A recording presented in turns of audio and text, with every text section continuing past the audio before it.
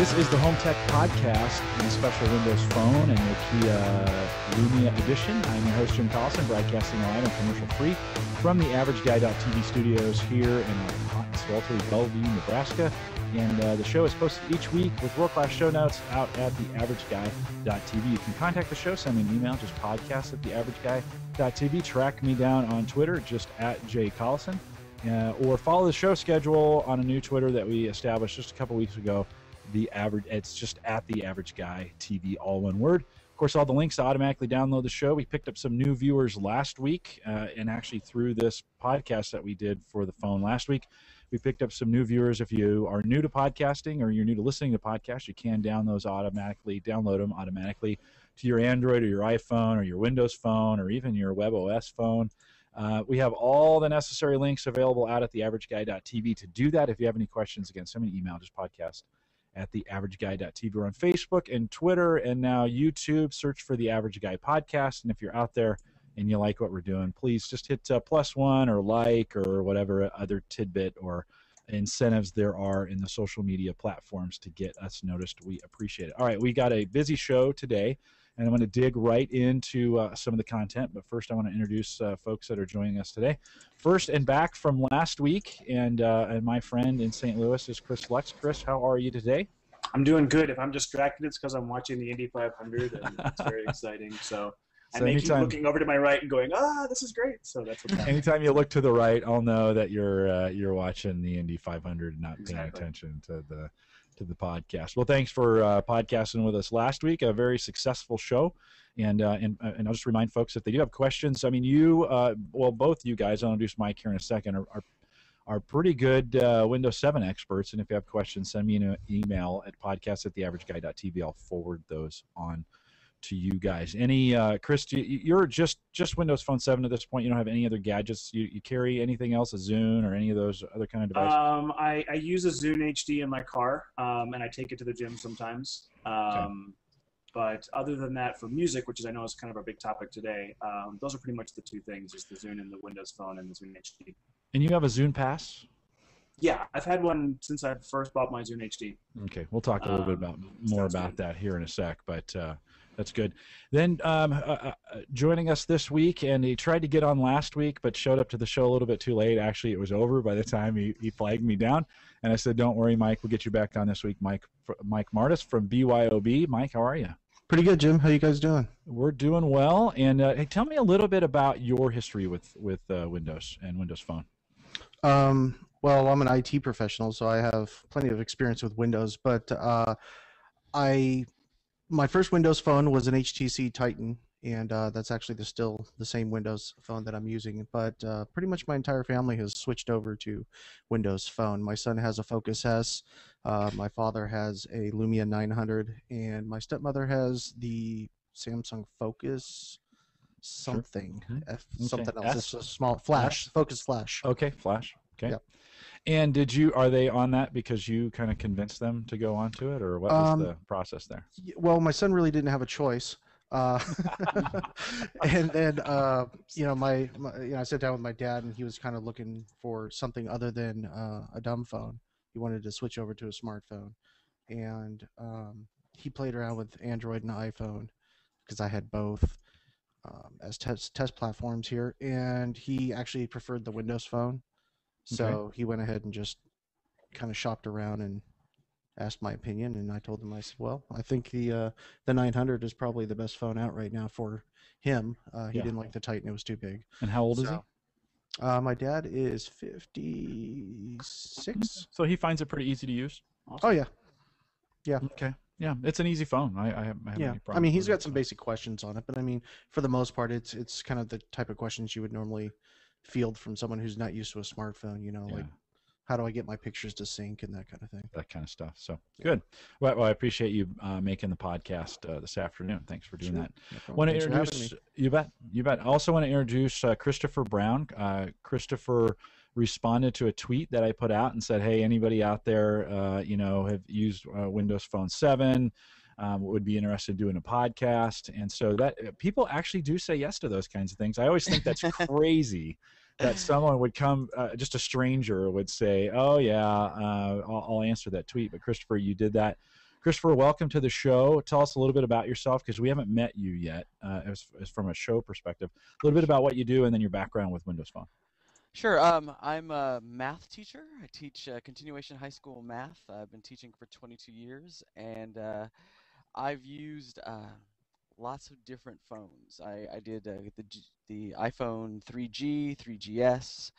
My wife has the 4S. I have had a couple of Android phones, and I'm on my second Windows phone.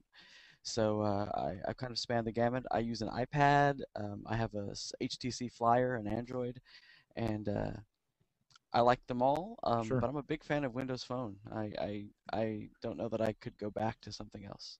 What do you think for you? What's the single feature that you just, I mean, you kind of camp on and say, this is why I like Windows Phone? Two big things. I think the battery life on my phone has been tremendous. I have an HTC Titan as well, Mike, excuse me, and love it. And then I think, I've never, I mean, it's not true. I think twice in the 9 months that I've had my phone or so, I've had to reboot it. And someone with Android and even the iPhones, I've had to, at some point they require a reboot, and I haven't had to do that. It's been pretty dead simple, and I love that. So Okay. big fan. Okay. Yeah. I have the feature. I said this last week, but the navigation apps that are on there have set it apart for me. And you can reference last week's show. I talked a little bit about why, but I still continue to go those things. And when I have to turn this phone back in, I'm going to kind of miss the navigation, especially the Nokia Drive. That's kind of the application I've kind of landed on, but I'm going to miss it. It's a really good, it's a Navtech based navigation software, and it's just dynamite. So I'm going to miss that when I give it back. Well, it's at Nokia Connects, and I want to just say thanks to Hannah out at Nokia Connects. She's been my connection to Nokia for this trial period, and Hannah had said, hey, it's Music Week out at Nokia Connects, and it's just NokiaConnects.com. If you have a Nokia phone, you might want to pop out there. You can actually get on some beta programs out there through Connects and kind of take advantage of some of the things that they're doing before they come out to the general public. But she says it's Music Week out at Nokia Connects, and if we talked a little bit about that, that would be good and would kind of match up with what they're talking about. So I'm going to talk a little bit music. I noticed as soon as I plugged the Lumia into my PC, it wanted to download Zune. And it downloaded the Zune software, and it does require, or at least as far as I've gotten, it does require for me to move music or podcasts or some of those items. It does require the Zune software to be installed on my PC to make that connection. Now, I've used Zune before, so I didn't have any problems with it, or the Zune player, I guess, on the client version. I didn't have a problem with it. Chris, you've been using, I assume with your devices, you've been using the Zune software for a long time. Your impressions of it right off the bat, maybe for somebody who hasn't used it before, who's thinking about moving over to a Windows Phone. I know they're trying to move away from having to have the client on the PC for the Windows Phone. Yeah. But for right now, your impression of it? So I've always preferred the Zune software to the Windows Media Player software. It was sort of the default way to sync things back and forth. It was certainly from a style standpoint, it's much more of a modern interface. A lot of kind of elegant graphics and really nice, clean menus that you can move in and out of things. A lot of people look at Media Center and the Zune software as the first things that were stylized with the Metro styling, which we're going to see in Windows 8. And so it was kind of a surprise to me, and I think to others, when we heard that they were sort of not just kind of moving some things away from the Zune software, but that they were going to get rid of that entire app, I think, for the next version. That Windows 8 and Windows Phone 8 are not going to rely on that Zune software in order to sync things to the phone. They've already removed the marketplace, so you can no longer buy apps from the Zune software. You have to buy them from the website or from the phone directly, which is how I think most people do it at this point. But yeah, it's a really good piece of software. It does take a moment to figure out what you're doing because it's so different from other versions of software. There's not really the file, edit, copy menu that didn't make sense for this. But it's actually very nice for watching video, listening to music. launching stuff within the Zune ecosystem. So it's a good piece of software. I totally agree too. I like the Zune software a lot. It does a really nice job. Like one of the things I hated about iTunes, especially with podcasts, is you had to have kind of like a generic. This is how I want to do 5 podcasts at a time, or 10 podcasts.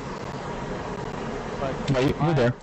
Keep going. You're good. sorry about that. With the Zune, you can say I want 3 of this kind and 2 of this one. And I only want 1 of this, and just that ability to kind of customize and not just have one universal. This is the way we're going to do podcasts.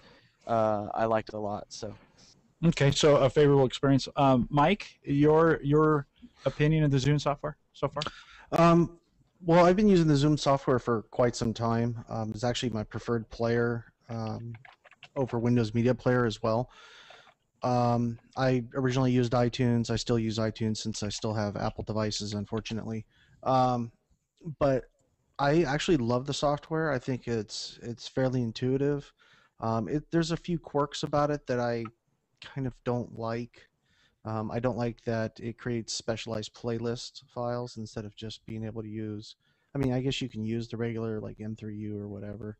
But when you create the playlist within Zune, it's a special file extension that doesn't really transfer over to other PCs that would not have Zune software on it. Even back to the Zune itself. So Yes. if you reinstall the software, Wow. it's like it says, oh, here's this playlist, but it no longer has any of the smart features built in, which is Yeah. really odd. But Yeah. So you lose all your hearts and everything. But I mean, overall, I really like the software. It plays video really well. I have no complaints with it. You don't use it, Mike. You don't use it as a piece of desktop software, though, right? I mean, you're not playing music on Absolutely. You are. That's absolutely how I use it. Yeah, I'm not a real big fan of streaming music, so I don't use Pandora or. I mean, I tried Spotify for a while. I'm just not a big fan of it. I prefer to kind of make my own playlists or use like smart DJ type features or the Genius whatever in Apple. So I kind of go that way. I have 70 some gigs of music, so I have plenty to choose from. Yeah, and does that sync across your? I mean, your house is the Zune software just on one PC, or you have it on multiple PCs across the house? I have it on multiple PCs across the house. I have it on my main desktop PC, my laptop, and it's also on my media center. Okay. But the experience is right. I'm gonna plug my Zune into the same PC every time to make that connection between, or my Windows Phone into the same PC every time, right? To get that same sync experience. Actually, I don't really use it for syncing. I mean, it does when I do plug my phone in, but my phone actually syncs wirelessly every time I charge it. So that's pretty much how I sync. And in addition to wireless sync, Jim, the other nice thing is that unlike at least the way iTunes used to work, when you plug in the phone, it does say, is this the computer you want to be the primary syncing device, so it will know if this is where it wants to move things back and forth. But you can also go on as a guest and add and remove files. So if you're at a friend's house, or if you're on a different computer, or if you're taking your laptop somewhere, you can go in and download stuff and move it onto the phone just fine. There's no problem with that. So it's nice to have that flexibility. So Chris, at this point, how often are you using? Are you in the Zune software and on your? I mean, versus your phone. I assume once you have stuff set up and you've got it set the way you want it, you're not in there all the time, right? You know, I'll tell you, if I'm searching for music, if I'm trying to buy music, if I'm honestly in the software more than anything. Okay. If I'm on the go and someone says, "Oh, you got to check out this band, you got to check out this song," yeah, I'll pull it up on the phone. But to me, it's a little bit nicer and quicker to go through the software in order to find the band I'm looking for. Or the other thing that I do, I'm actually into music enough that I want to read the bio on the group. And I can give an example of that in a little bit. But the Zune software does a good job of not just saying, look, here's this song and buy it. It says, hey, look, here's the artist, here's the band, here's where they came from, here's links out to who influenced them. Here's artists that are similar, or here's a band that this person was in previously. It does a really good job of letting you link out to different music based on what you're already interested in. Yeah, the band pages in general for all the artists are really much nicer to look at. They're much nicer to just to that music experience is a lot better on the Zune software, and even then the phone. I mean, the phone can't do what the software can do, and the search is a lot faster. And I find the Zune software better for that experience. When you're on the go, it's great to be able to have the option to not do that, but I like that it gives me that option. Yeah, the Zune software for me, it's a real polished experience, and that's really kind of what sold me on it. Today I was, just before the show, I was out sitting waiting for a car wash, and so I pulled out I thought, hey, I got a podcast about this, so I pulled it out and went to the Zune Marketplace on the phone, and I was connected at that point via, the cell connectivity, and I went to the Marketplace, and I looked up an artist, and I don't have that in there now, so, but. And Chris, like you said, the bio, I was looking at one particular artist. I guess I could buy I know I could buy the music right there if I wanted to. But I flipped over to the bio page, and you're right. They have a nice, they have like the history of the band there. It was long. I read it the whole time I was in the car wash, and I was pretty impressed at just kind of how lengthy that was and how much, how helpful that was. There's things in there I didn't know. It was just really interesting that it was there. I find it surprisingly deep too. I think even artists that mainstream artists, you would expect to see that, but it doesn't go super deep. But you can get some indie artists, and there's still pages on there and people contributing to that. So, Chris, how do you buy your music? Then I don't. I'm sorry. Hold on. Chris Lux. Okay. Sorry, Chris. You can just call me Lux if you want. Yeah. so Chris, how do you? We talked it earlier. You're a Zune Pass guy, right? Yeah. So I'd say probably half of what I do now is downloading from the Zune Pass, because it's kind of an all-you-can-eat subscription. So you're paying. I'm still grandfathered in the old service, which was $15 a month, which meant you kept 10 tracks, which then puts them as non-DRM'd MP3s, and then unlimited downloads. So I could download anything I want and listen to it. Then when I find something where I'm like, okay, yeah, this is what I thought it was, I really want to hold on to this, I use my 10 credits to buy it, or I just buy them with the Zune credits. Now, the Zune credits, Microsoft has done this stupid thing for years where Zune credits and Microsoft points are not dollar for dollar. So I think it's 800. I'm sorry, what is it, guys? Help me. 500 points is $8. That's why I never liked that. Okay, exactly. Yeah. So The exchange rate. Yeah. So it's really stupid. You always are sitting there thinking, what am I doing? And unfortunately, with the way they do it, you're always spending more money than you think you are. So it's not a good user experience. I don't know why they're stuck using that, but they are. I think it may be for international currency or something. Sure. I would imagine that's, that makes sense. So I would say I'm probably 50% subscription, download, listen to, and then it just goes away when I don't want it anymore. 30% of it I'm actually using my credits for, and the other 20% is, no, I want this album, I'm paying for it, I'm buying it. But you're on the old system, right? The new system is new subscription is $10 a month. Right. All you can eat, downloads. You don't get to keep any of them, but you could still buy them. So honestly, that may end up making more sense for me, because I'm probably at this point, I'm downloading a lot, but I'm probably only buying 1 to 2 albums a month. And depending on the cost, that extra $5 may or may not make sense. But it's one of those things where once you get rid of it, you can't ever get it back. So I'm not eager to it's like the old unlimited data on Verizon, which I have given up that on my AT&T subscription. Or AT&T, whatever that was. When I first logged into the Marketplace on the phone, it does say try unlimited music. And you can click that link, and it'll sign you up for that Zune Pass. That's the way they've always done it with Zune, is you get a month for free. And if you haven't done that yet, Jim, you really should, because you will change the way you listen to and search for music if you can just download anything you want. Yeah, I DJ'd my son's wedding last summer, and I used the 30-day trial for the wedding.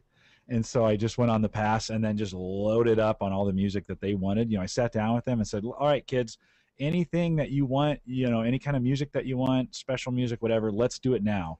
And so we loaded up all the song lists from the unlimited, from the Zune Pass, and I played it that way. So it is a good way. It is a good way to do that. I did want to show real quick. You were talking about the BIOS. Let me switch this over so you can see it on the camera there. I am under albums here, and this I was searching on Huey Lewis. He's one of my favorite guys.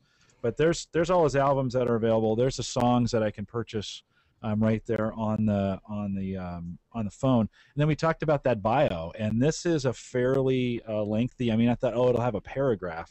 No, it it kind of goes for a while there. I mean, that was a couple swipes of the screen, and then the various it goes back to albums. So that is a nice. I just wanted to show that feature. And what's not in there, Jim, is that when you're in the Zune software or on the Zune website, that throughout that entire review, all of those artists and bands and some of the historical things are links.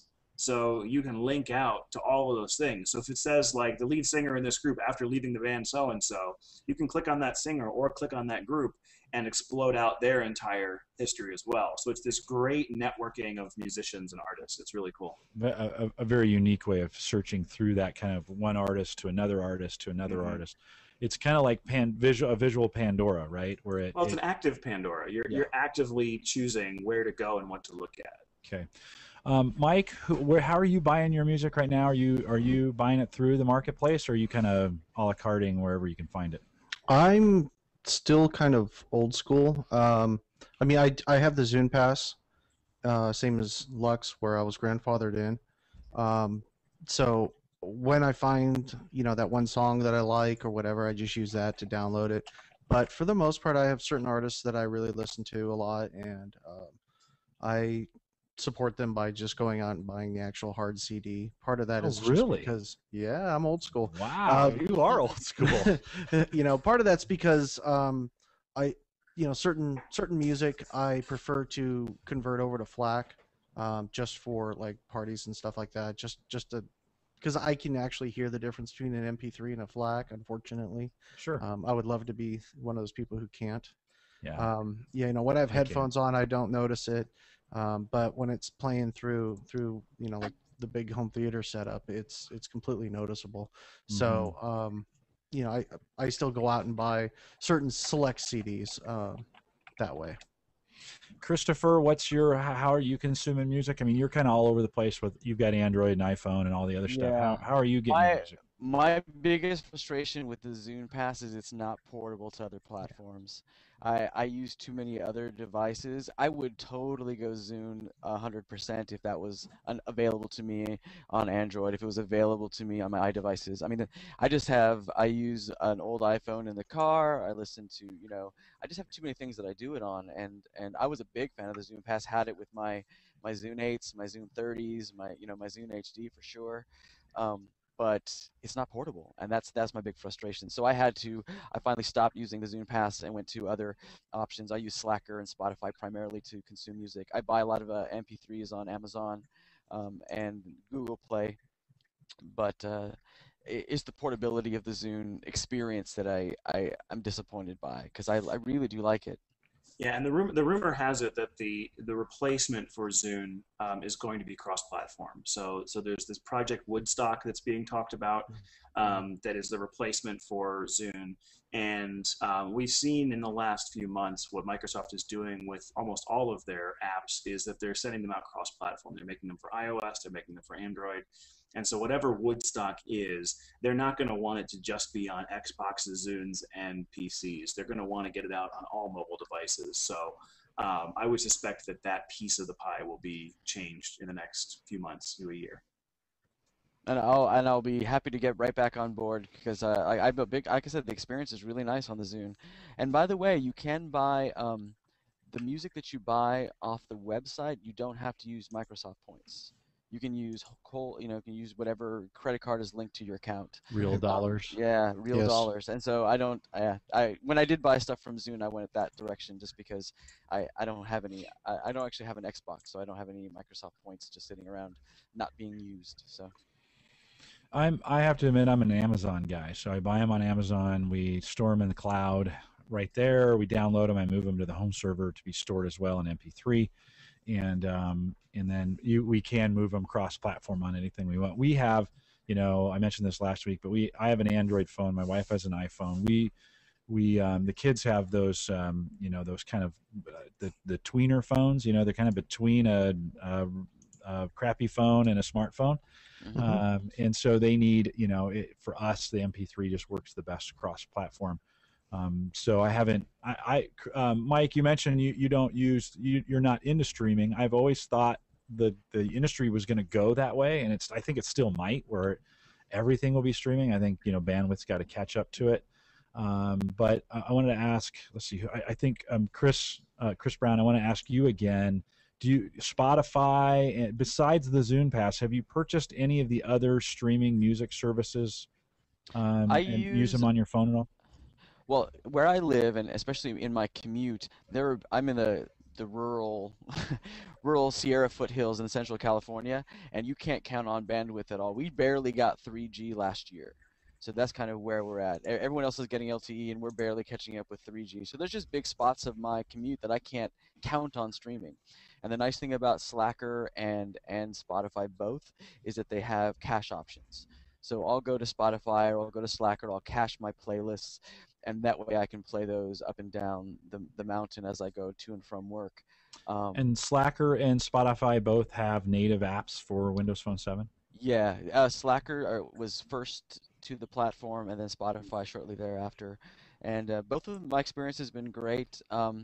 Slacker I like because the playlists are curated, and so if I'm kind of more in a music discovery mode, I'll download a 90s alternatives playlist and just play that, and you can kind of tweak that on the website if you want to as well. But like I said, the fact that I can cache it makes a big difference for me. It's why I initially went that direction.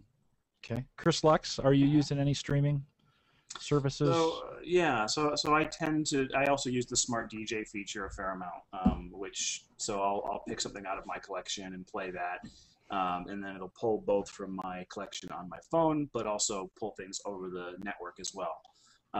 So for streaming, that's probably the biggest streaming thing I do. I do stream podcasts occasionally. Streaming using just the built-in podcast. Okay. Yeah, using the Zune software. Zune. So you subscribe to them in Zune. So when I subscribe, I look in and it's like, wait a minute, last updated, like 10 days ago. I bet there's a new one, and I click Marketplace, and it's there it is, and I'll just start playing it from there. That's less than ideal because sometimes if you stop halfway through and come back later, it doesn't go back to the same spot. But that's not the main way I use it. I was more of a Pandora user with my iPhone that I had briefly. The Pandora client is fine for Windows Phone. I just don't use it very much. But it's not a real. I mean, no, it's Pandora, not official. right? It's the WP Pandora. It's kind of some weird knockoff thing, but it works. But I don't use that nearly as often. I have Spotify on there, but I never used it. I've never once even tried it. So. And this is that. It's called Pando. Is that what it's? I'm using WP Pandora. It's a very stupid name. Those just crack me up how they come up with these different names to try and get around.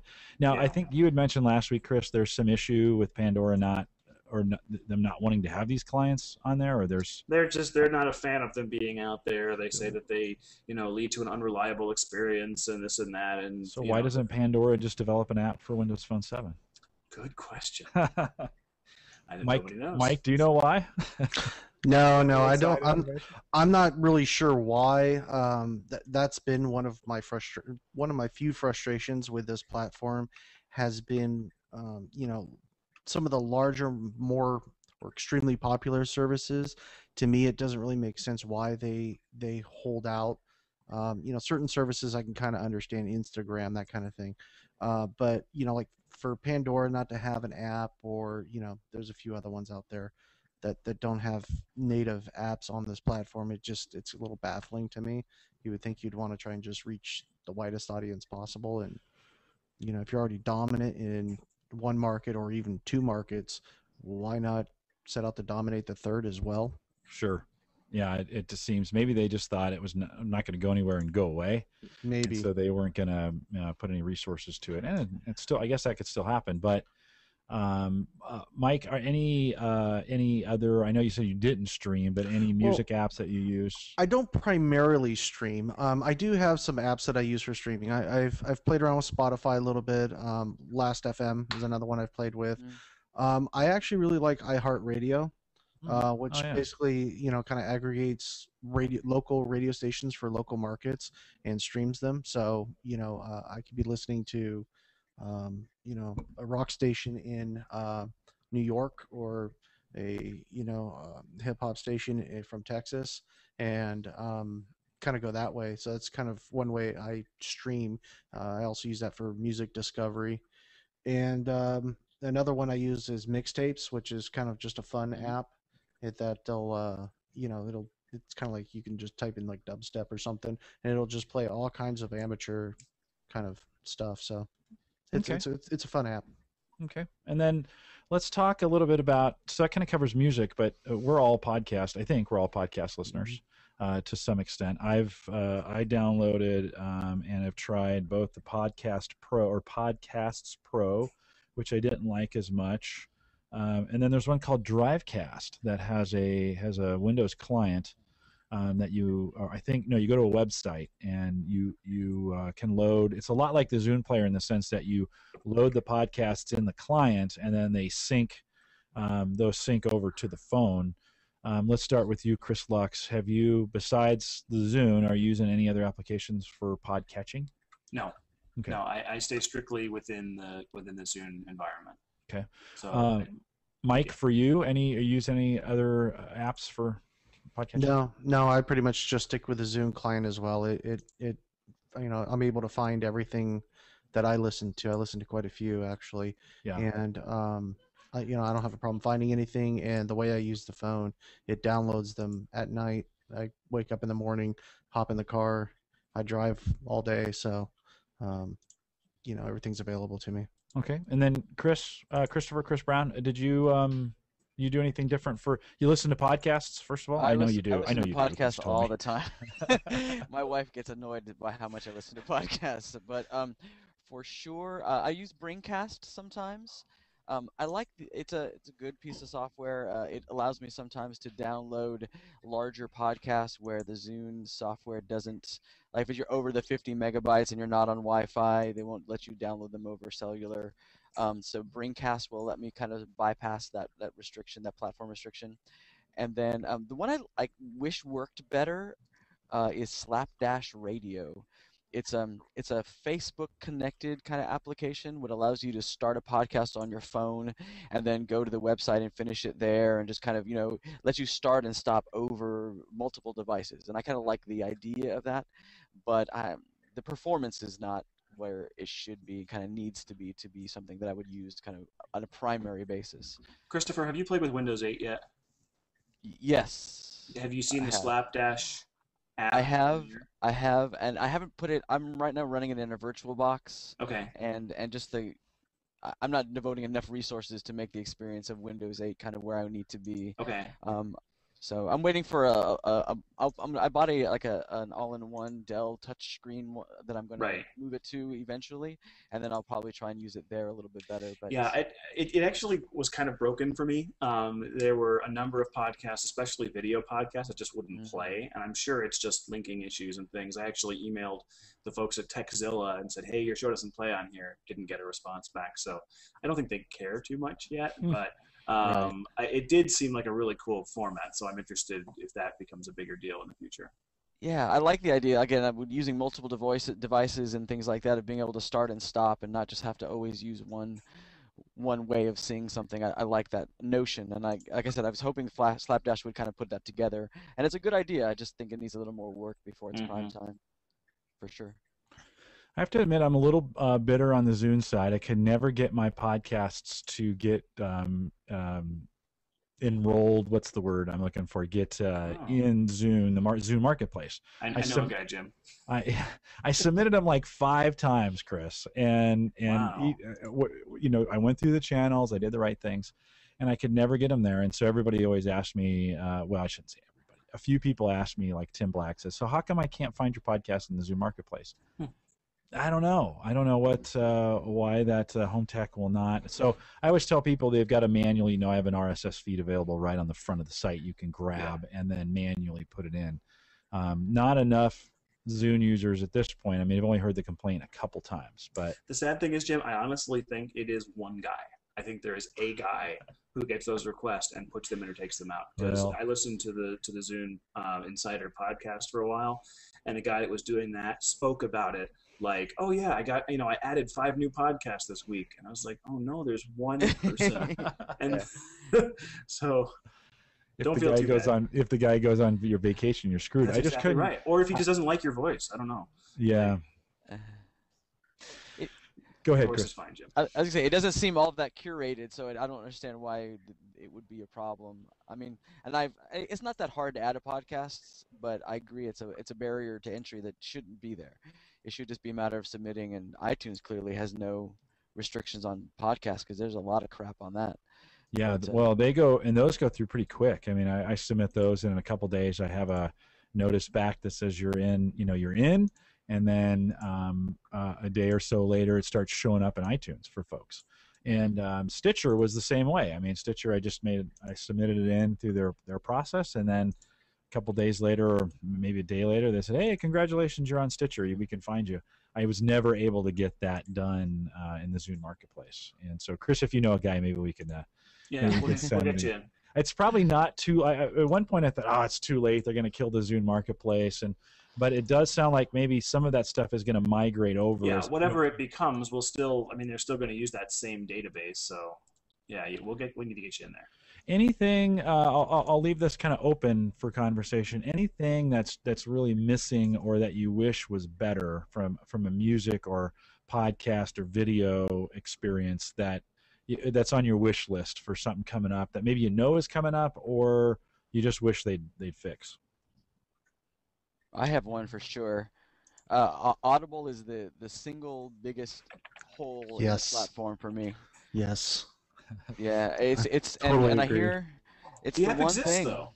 The app exists. I mean, Paul Thurrott has used it. He showed it. It exists. And they keep saying, "Oh yeah, it'll be out, and it never comes out." So I don't know what the deal is. So okay, so Audible for sure. And we didn't talk about.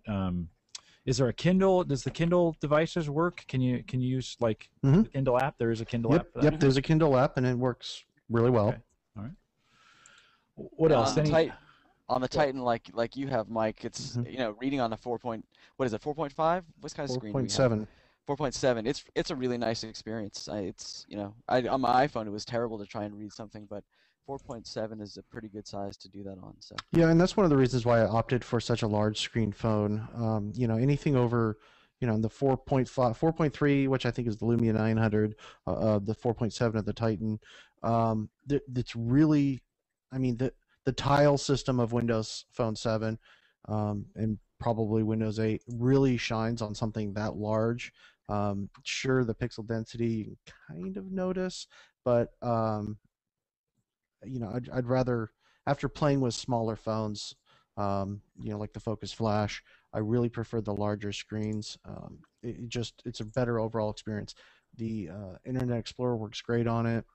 The Kindle app makes it really easy to read.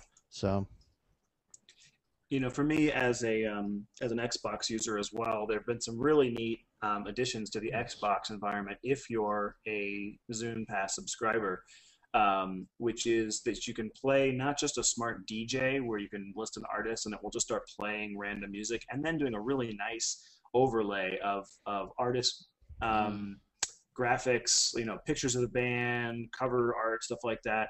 But it also does this kind of cool text effect where some of the bio stuff comes by and the name of the album and the timing and all this stuff. It's really kind of a slick interface. And it did the same thing in the Zune software. But now in the latest Xbox update, it also does a smart VJ or video DJ type thing, where it will pick an artist and start playing music videos the same way. And it'll pick out similar music videos. And so I've done this a couple times at a party where I'll just start music videos going and it'll just bring up new ones. And if you're sitting there and someone's like, what is playing? This is the stupidest thing I've ever seen. You just say Xbox next, and it jumps to the next thing. I think unifying that a little bit between the PC, the Xbox, and the phone, which is where they're headed, is going to be really cool. It would be kind of nice sometimes to be listening to a song and have it just say, this song is in our music video library. Do you want to switch to video? It's like, yeah, that's cool. And either having it switch over to that same spot in the video or just restart the song with video. I think would be kind of a cool thing. So getting music videos more onto the phone would be kind of a neat feature, and I think they are going to get there. You'd watch them on your phone? Yeah, I think so. I mean, the resolution's pretty good. It's for a couple minutes. If you're sitting there listening to a song and you're like, I've heard this song 1,000 times, and then they say, oh yeah, we've got a video in our marketplace. There have been a couple of times, like one of the artists I've listened to since I was younger was Paul Simon, and I'd never really ever seen a music video before, and was on the Zune marketplace and popped up a video, and it was like him working on some of his musical projects in Africa. And it was just amazing watching him that it wasn't just him standing in a studio with other people recording parts. He was living it. He was in there with these people, figuring out what their rhythms were, what their music was, what they were interested in. And you could see it in the music video. So yeah, I think if I had some downtime and was sitting on my phone, I would pull up some videos if they were a little bit more streamlined into the process, just like it is on the Xbox. Okay. Anything else from a wish list perspective that's not there that you wish was? All right. It's a pretty good experience. I mean, I think right now, having the Zune as the backbone, the Zune has always been a very good music experience. When you talked to the people that did get into the Zune, it was not just your casual music consumer. It wasn't someone who said, I want an iPod because I can put Piano Man on there and play it back-to-back shuffle, 10 times a day. It was someone who said, no, I really want to dig into my music and I want to find more artists. And even this thing that was mocked most soundly was the squirting of songs, where you could, send songs back and forth. But that was the underlying theme was, hey, let's share music. Let's make something more out of this. And I think they've still kept that sense of community and that sense of digging deeper into your music in the Zune environment and whatever Woodstock is going to become. And that to me is where the strength lies, in having the Zune background and hierarchy in Windows Phone. I'll agree, and I want to add to that. I also think that integrating Xbox Live into the phone experience is really strong. My son is 15, avid Xbox user, and that's his primary gaming platform, actually, over his actual Xbox. Really? Yes. He'll fire up the Xbox, his real Xbox, to play some of the larger games, but for the most part, casual gaming, he is all over it. He wishes he had the Titan just because of the larger phone experience, which is also excellent for gaming. He has the Focus S, so I believe it's a 4.3. It's basically the same as the Galaxy S2. Now, I haven't even, let me see if I can get this on camera here. I haven't even, to be honest with you, I haven't even clicked the Xbox Live tile that's there, right? The green tile that says Xbox Live. It's hard to see on the camera, but if I click that, I assume it's going to make me sign in. I need an Xbox account that correct. And here I'll try and. It's basically so. There you go. I mean, that's basically my Xbox account, my little avatar guy. And it you can just kind of scroll through, and there's the collection on there. You just pick which games you want. Right. Some of them are Xbox Live connected, which is a plus if you're 15, because then it adds to your gamer score. But can I get into this thing without having any kind of account? Do I need at least a silver account, or because I know they have silver and gold, right? I believe you need. Well, that's a good question. I think you need a gold account to actually link it. Gold accounts. I don't have an Xbox, so I still have an. Oh, Chris, we lost your audio. Chris, can you hear us? We lost. Yeah, you might have hit the mute button on there. Let's see if we can get him back in. It's because he really wants an Xbox. Jim, send him that old one over your shoulder there on the shelf there. The thing's like ancient. Yes. Let's see if I can. The original. There it is. Down right there.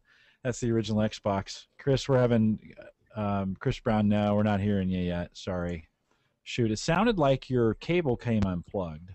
Oh, is that better? Yeah, there you go. Yeah. I literally stepped on it and unplugged it. Yeah, it happens. Sounded like. It happens. So you were in the middle of a sentence when you don't have a Xbox Gold. I don't have an Xbox Gold. I don't have an Xbox at all. And now I'm kind of sad listening to the music experience on the Xbox from what Chris was saying. It sounds like a fantastic thing. But I'm able to I still have gamer points and things like that, even with the silver account. So. Oh, okay, so it does. I carry sign over. in the same thing I sign into my Zune software, the same thing I sign into my Windows 8 machine. All of that is the same username and experience. So. Okay. Well, cool. I have to try that. We have a family account that, and then That's both what I of use. our Xbox red ringed, and it's weird. I haven't replaced them, and we use it as an extender, right? And then I just put a media center PC out in the living room. And can you guys hear my wife laughing back there? She's in the living room just cackling like there's no tomorrow.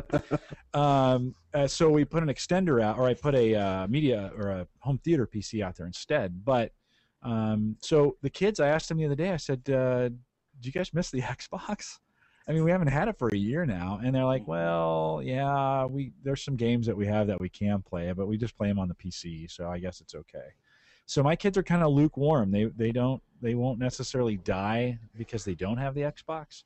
Their experience with Steam and using that platform has been strong enough that it's met whatever needs they have from a gaming experience. But I'll have to try that. That's a tile I haven't messed with at all so far, and put our gamer tag in there, or maybe I'll put my son's gamer tag in there because he probably has more points than me, and all that stuff set up. Yeah, I mean that do that and download the Xbox Companion as well application, and Okay. On the phone. Yeah, it's a fun experience. Go ahead. I'm sorry, and then my third, I guess, in third place for me, that really makes the platform usable is the fact that Office is in it. I mean, being able to open and edit documents and Excel files, and add to my OneNote without any issues. I mean, that's been. Mike, do you use Excel much on there?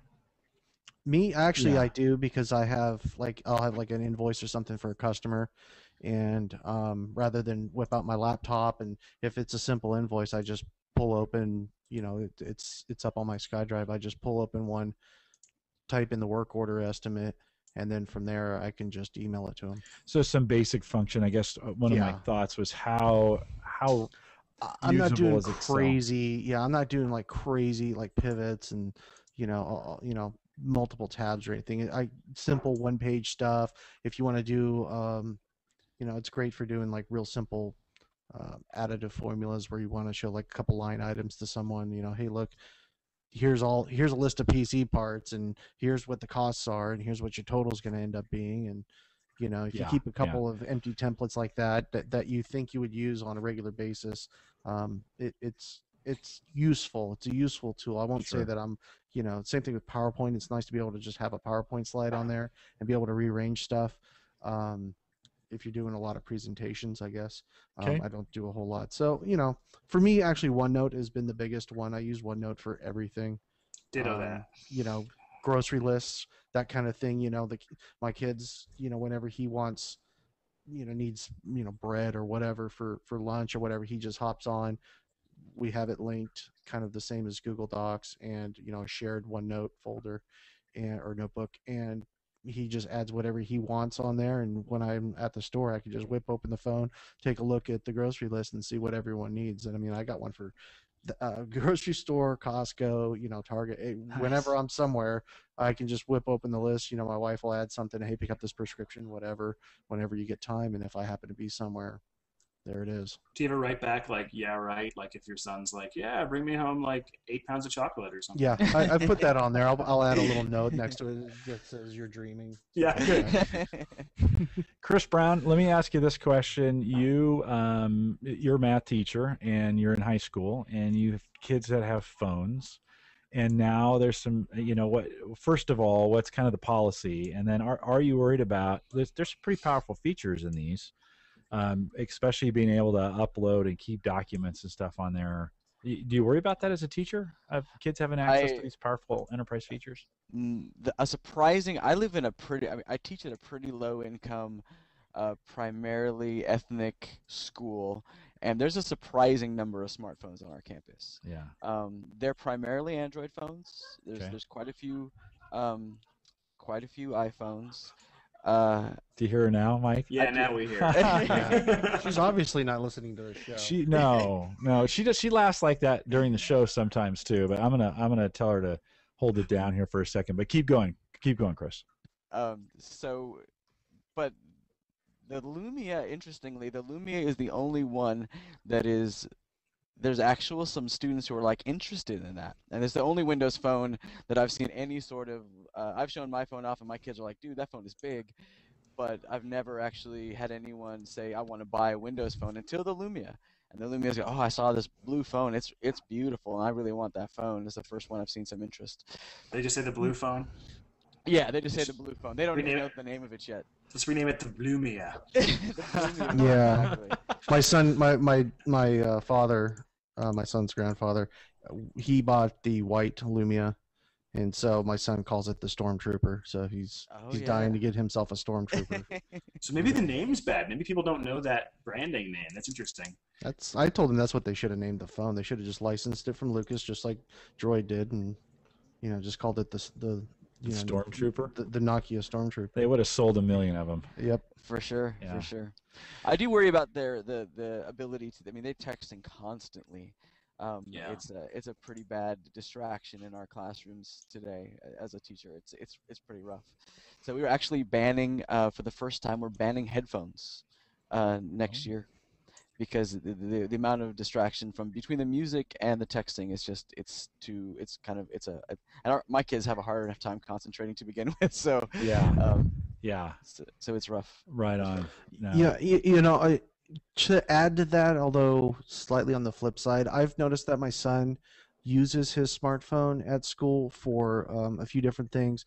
On his way out of class, he'll just hold the phone up and snap the whiteboard to take a picture of what the homework assignment is. He's done things like that.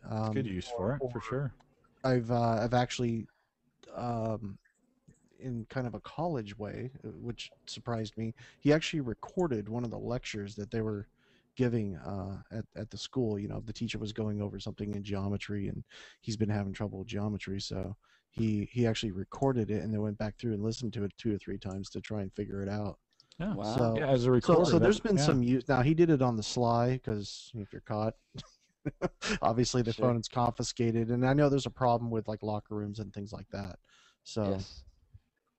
I actually had a student who, we have a web-based grading system, so my kids can check other grades all the time. And I actually had a kid who came up to me and pulled up their phone and said, "Look, Mr. Brown, you haven't turned in that assignment. I gave it to you yesterday. How come it's not in the grade book yet?" And that's annoying, but it's also really, I'm happy that they're interested in their grade. I'm happy that they're excited, and that they have, even if they don't have a computer at home, they have access to their grades. And if they use it in that way, I would be annoyed, but also pleased that they're doing it. So. It's good accountability, right? I mean, Absolutely. It adds an element.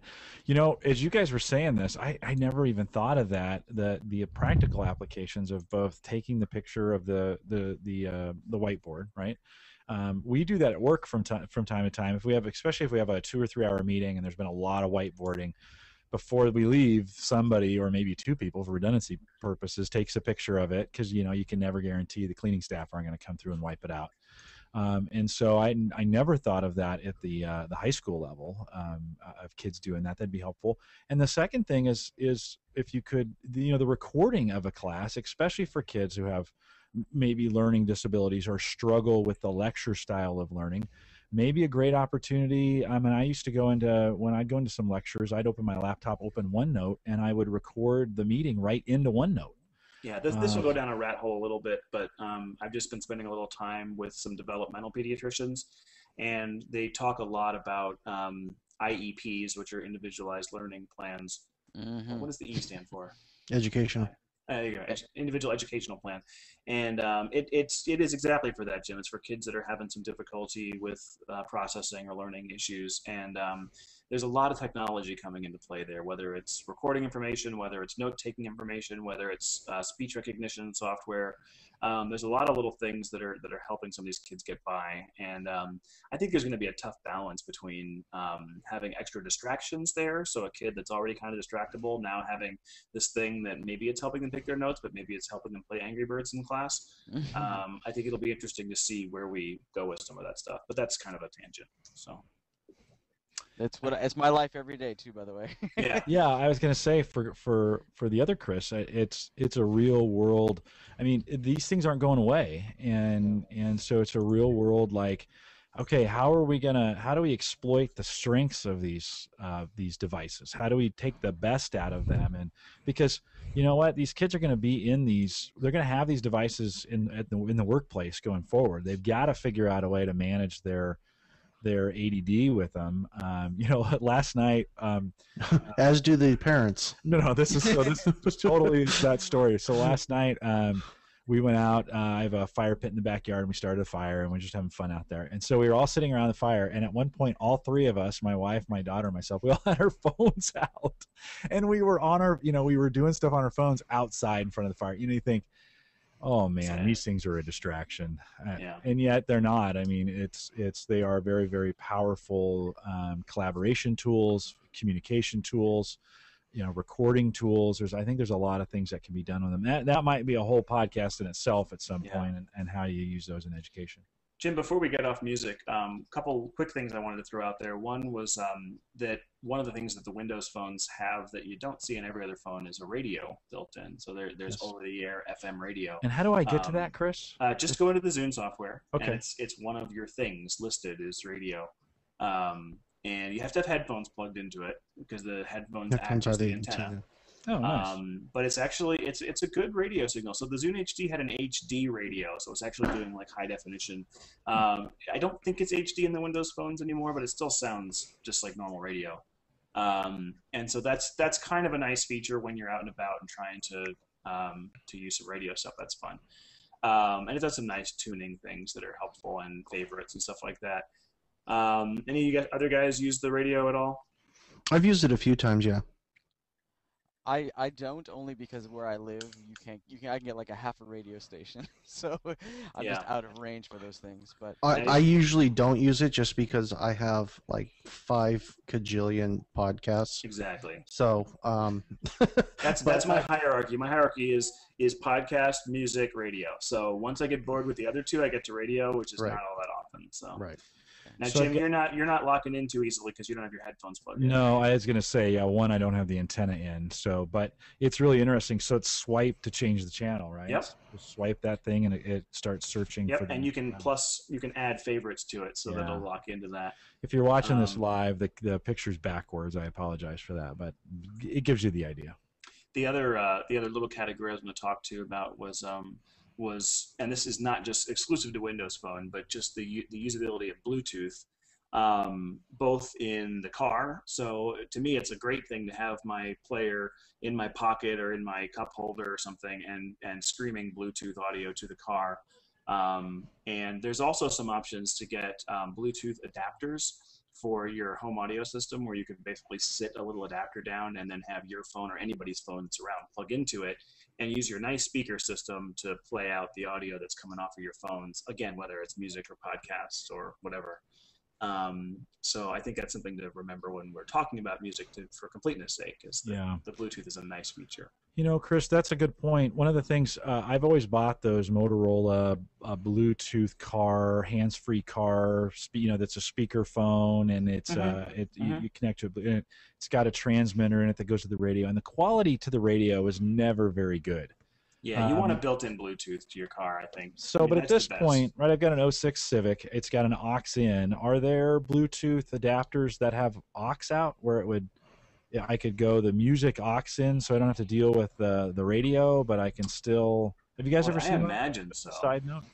I have actually. I was on Merit Line the other day, and they sell one for I think $26 or something. Oh, that's like not very that. bad. I should just get one of those. Just to try out, Because I'd love to do Bluetooth. This is Chris, maybe an area where Windows Phone's stronger than Android.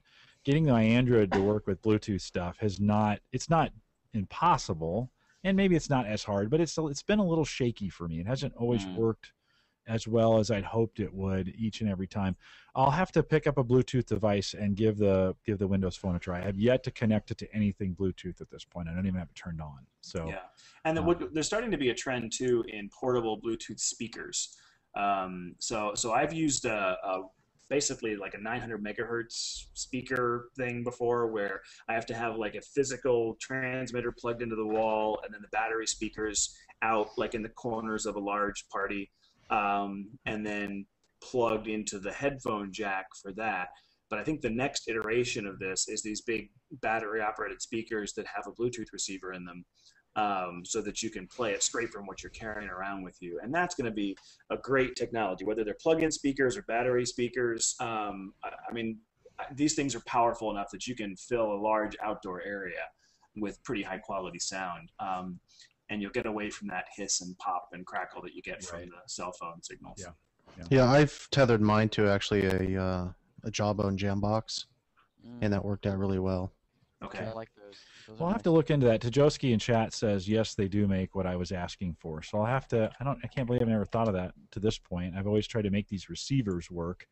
And I should just get a little Bluetooth receiver that has aux out,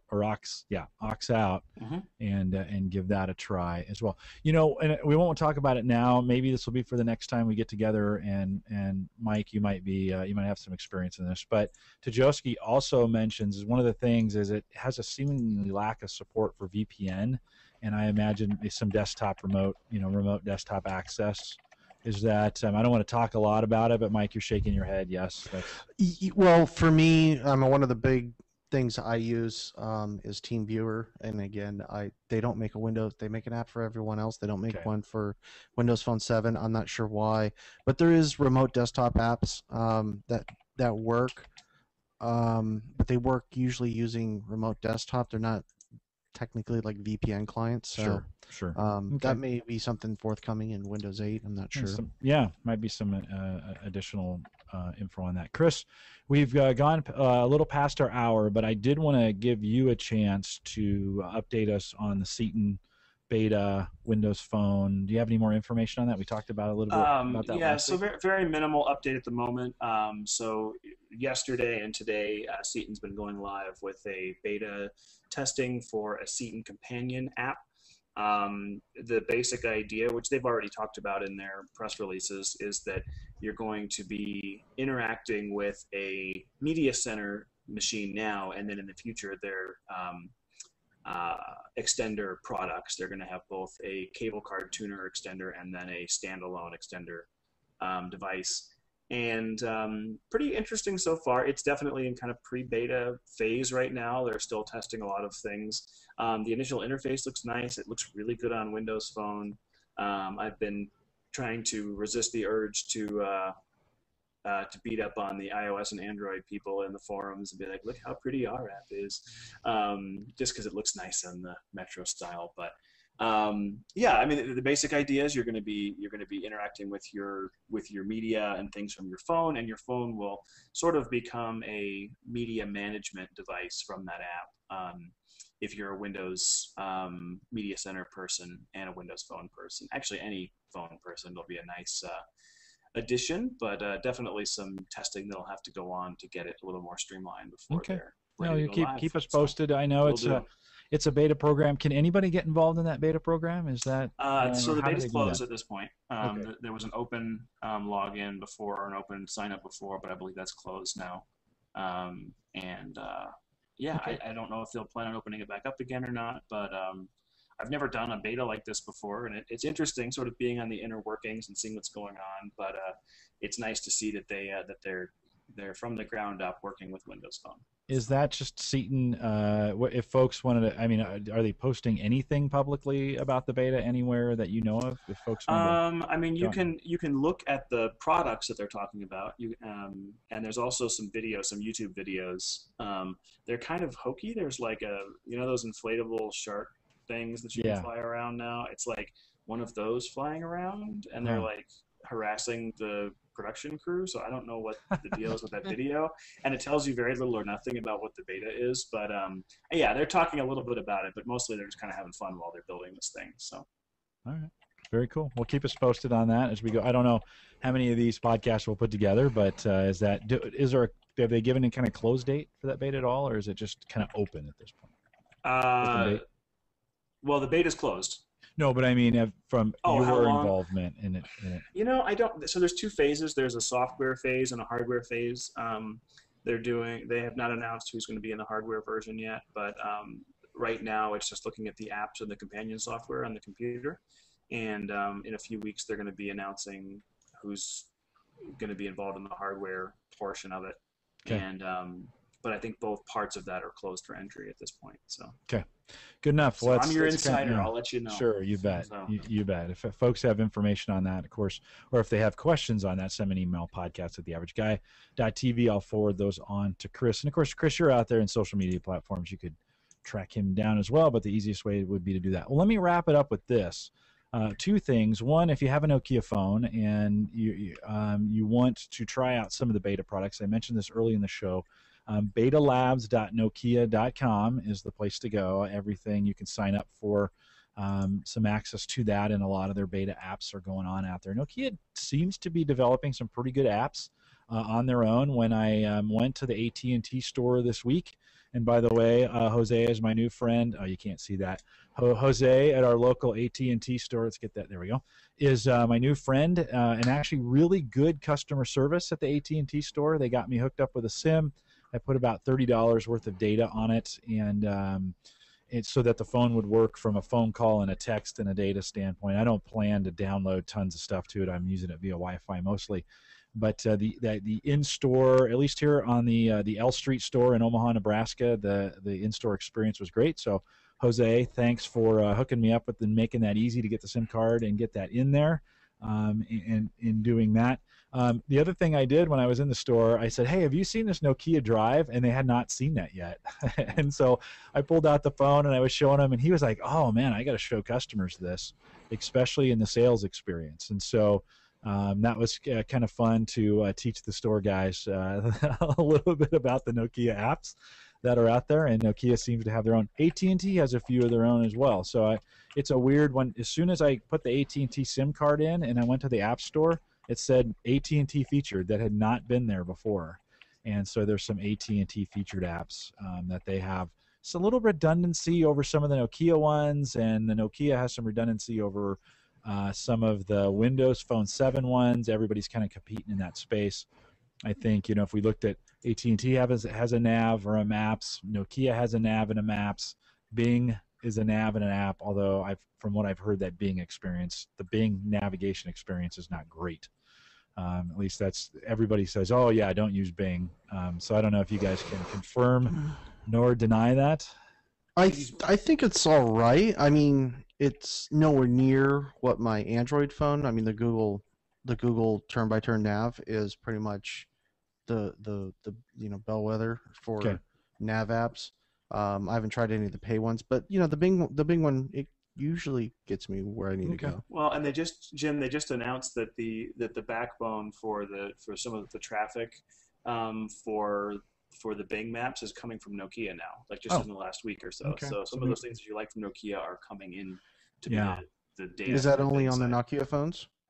No, I think that's the entire Windows Phone. Oh, and I think the genesis of that is, of course, Nokia bought Navtech a couple of yeers back, and so we'll want to integrate as much of that technology. And those maps and that experience with Navtech for me has been dynamite. Maybe we'll spend some more time diving deeper into navigation on a future show.